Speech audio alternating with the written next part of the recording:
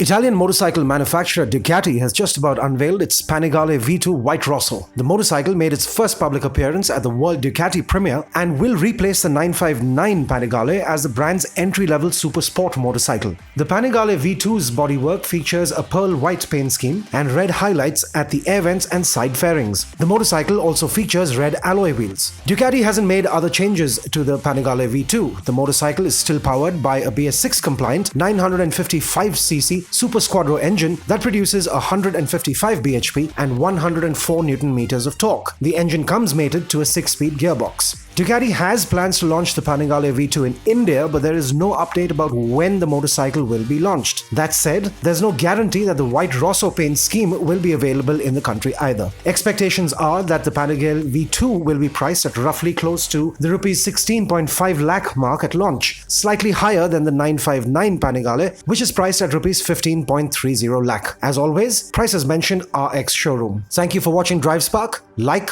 share and subscribe to stay in the know of the latest happenings in the auto industry.